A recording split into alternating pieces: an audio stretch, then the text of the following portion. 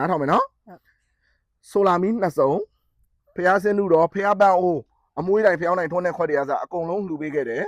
ပြီးရင်ဒီမှာငွေကျပ်320ဒါကကျွန်တော်တို့အိမ်ဆောက်ပြီးလို့ပိုတဲ့ငွေတွေကကျပ်320အပ်ပေးခဲ့ပါမယ်။ကဲမရေကဲပါဝမ်းတာစရာလေးတစ်နေ့ဖြစ်လာခဲ့ပြီနော်ဒီနေ့ကျွန်တော်တို့တာဝန်ယူပြီးတဲ့စောက်ပေးနေတဲ့အမားတို့ရဲ့အိမ်လေးဒီမှာအောင်မြင်သွားတယ်ပြီးမြောက်သွားပြီဆိုတော့အမကိုကျွန်တော်တို့အိမ်လေးအပ်တော့မယ်ဟုတ်ပြီနော်အမကျွန်တော်မေးပါအောင်မယ်အမအမျိုးသားအတွက်လေဟိုတဘောတစ်ခုရက်လေစွန်းနေလလေစွန်းနေကောင်းမှုကုသိုလ်လေးပြုလုပ်ပေးပြီလားမလုပ်ရသေးဘူးအဲ့ဒါဆိုရင်ဒီနေ့ကျွန်တော်တို့ကဖျားနေကြတာတင်အိမ်တစ်တက်တန်းလာရောလုပ်ပေးမယ်နော်ပြီးရင်ကျွန်တော်တို့ဓာတ်ပေါက်တွေရောလာသမျှအပြည့်တက်တွေကိုဓာတ်ပေါက်စတူဒီတာလည်းကျွေးပေးမယ်အမအိမ်အတွက်ဒီတစ်ခေါက်ဖြည့်ပေးထားတာဆိုရင်အားလုံးကျွန်တော်လက်လန်းမီတလောက်ညံကြီးမီတလောက်တော့အားလုံးဖြည့်ပေးထားတယ်ကျွန်တော်ဖြည့်ပေးတဲ့အထက်မှာလိုအပ်ချက်များရှိလားဗာတွေများလိုအပ်သေးလဲဗျမမတော့လိုအပ်ချက်မရှိဘူးမမတော့မရှိဘူးเนาะအမတို့ညာကြီးညတာမှောင်ရင်ကျွန်တော်တို့ဒီမှာဆိုလာမီဆိုရင်ဒီတစ်ခေါက်စလိုက်2စုံအောင်ဝယ်ပေးလာရယ်เนาะရှေ့နေတော့ကျွန်တော်တစုံတီရွယ်လှူရဲဒါဆိုရင်2စုံဝယ်ပေးလာတယ်အတွန်းရောအပြင်ရောထွန်းလို့ရအောင်ကလေးငယ်လေးတွေရှိလို့ရှင်နေပါလေညာကြီးညတာမကိုက်အောင်လို့ပြီးရင်ချက်အောင်ဖြာခင်းเนาะအားလုံးစီစဉ်ပေးတယ်ဖះအစားပြင်ပေးရเนาะဖះဆိုရင်လည်းကျွန်တော်တို့ကျွန်းဖះကျွန်းပလင်ဟုတ်မအောင်ကြေးဖះကျေးစင်းလူတော်ပေါ့နော်ကျေးစင်းလူတော်ရဲ့ကျွန်းပလင်ရဲ့နော်အားလုံးကျွန်တော်တို့အောင်မြင်သွားတယ်ပြီးခဲ့ပါပြီပြီးရင်ကျွန်တော်တို့ဖုန်းကြီးပြည့်မယ်ဖျားနေကြတဲ့အိမ်တက်တက်တရားလောက်ပြီးမယ်နော်အဓိကပြောချင်တာအမားတို့ကိုဒီလိုမျိုးလေးဖြစ်မြောက်ဖို့ရအတွက်ဒီလိုမျိုးလေးလက်လန်းမိတလောက်ဟိုဖြစ်ဖို့ရအတွက်ကဒီဘေးမှာရှိတဲ့အကိုကြီးကကျွန်တော်တို့ကိုချိတ်ဆက်ပေးတာသူတို့ချိတ်ဆက်ပေးလို့ဒါကျွန်တော်တို့နဲ့အမားတို့နဲ့ထိတွေ့ခွင့်ရတာအမားတို့ရဲ့အခက်အခဲတွေကိုကျွန်တော်တို့မြင်ခဲ့ရတာဒီအကိုတာမကူညီခဲ့ဘူးဆိုရင်အမားတို့နဲ့ကျွန်တော်နဲ့မတွေ့နိုင်ဘူးအမဖုန်းတွေပါလည်းမတုံးတတ်ဘူးအားကြောင့်မလို့လေနော်ဖုန်းလည်းမရှိဘူးနော်ဟုတ်မရှိအားကြောင့်မလို့အကိုကြီးကိုလည်းကျေးဇူးတင်တယ်နော်နောက်ထပ်အကိုမျက်စိရှိမှာတကယ်ခက်ခဲတဲ့လူတွေတွေ့ခဲ့ရင်လည်းကျွန်တော်ကိုဆက်တွေ့ပေးပါဟုတ်ကဲ့ပါနော်ကျွန်တော်တတ်နိုင်လောက်လေးကူညီပေးမယ်ဟုတ်ကဲ့အခုကတော့သူ့ကိုအရင်အပ်လိုက်အောင်မယ်ဒီမှာအမကျွန်တော်နားထောင်မယ်နော်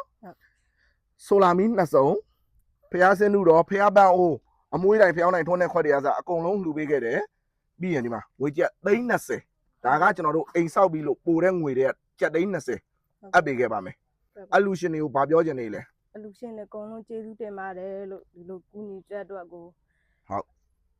ဝမ်းသာပါတယ်ဒီလိုအိမ်ကောင်းမျိုးနဲ့နေရမယ်လို့လည်းစိတ်ကူးမရှိပါဘူးသူလည်းမတွေးမိပါအိမ်မထဲလည်းဟောမဖြစ်ပါဘူးအိမ်လေးကအခုတောင်းနေလေးနဲ့လုံးဝအောက်ပေါ်မှာအပူဒဏ်ခံအောင်မျက်နှာချက်တွေပါတက်ပေးထားနော်ပြီးရင်အခန်းဝင်ကျွန်တော်ရှေ့ရအိမ်နေဆိုရင်အခန်းတော်မှာမဖွဲ့ပေးဘူးဒီအိမ်လေးကအမတို့ကလေးငယ်လေးရှိတော့အခန်းဖွဲ့ပေးထားခဲ့တယ်နော်ဟုတ်ကဲ့ပါအလူငွေလေးလက်ခံအောင်အားဆိုရင်ငွေကျပ်320ပါဗျာနော်နိုင်လားမနိုင်ရင်ကျွန်တော်ပြန်ပေးမယ်ဝမ်းတာလားဝမ်းတာတယ်ဝမ်းတာရနော်ဒီကျပ်320ဆိုတာကလည်းကျွန်တော်ရှေ့မှာလှူခဲ့တာပထမဆုံးအမားနဲ့စထိတွေ့တာဘယ်လောက်လဲ3သိန်းဒုတိယတစ်ချိန်က8သိန်းဒုတိယတစ်ချိန်က8သိန်းဒီတစ်ခေါက်အများဆုံးပေါ့အိမ်တစ်လုံးရဲ့သိန်း20အဲ့ဒါရင်ငွေသားလှူပေးတာကကျွန်တော်30ကျော်သိန်း30ကျော်နော်ရှေ့ရဟာလေးတွေကကုန်ပြီလားကုန်လေးနည်းနည်းတော့ရှိသေးတယ်ကလေးလည်းစိတ်ကမ်းပြန်ပြရတယ်ဒါလေးတွေကိုလည်းလာမလားကလေးချော်လိုက်ဒါလေးတွေကိုလည်းကျွန်တော်ပြောမယ်ဟိုပြီးစလွယ်ကြီးမလုံးနဲ့ကလေးတွေရဲ့ရှေ့ရေးနဲ့မလို့ကျွန်တော်တို့ကငွေချမ်းပြီးတော့လှူပေးတာဟုတ်ပြီနော်ခဏနေစရာအိမ်နေတော့ရှိတယ်စားစရာဆန်ဖို့မရှိရလကားပဲဖြစ်သွားမှာဆိုလို့အဲ့အစီအစဉ်နဲ့ကျွန်တော်ဒီငွေကျပ်320ကိုလှူပေးခဲ့တာဒါလေးကိုလည်းပြီးစလွယ်မလုပ်ပါနဲ့အလူရှင်တွေလှူဒန်းတဲ့ဥစ္စာလေးကိုထိထိရောက်ရောက်လေးအသုံးချပါရှေ့ရေးအတွက်အသုံးချပါဟုတ်ပြီနော်ကောင်းနေပါရဲ့အလုပ်ကပ်မလို့ဟုတ်ပြီနော်ဒါအမအမျိုးသားအတွက်လည်းကျွန်တော်တို့အကွာပြီးရင်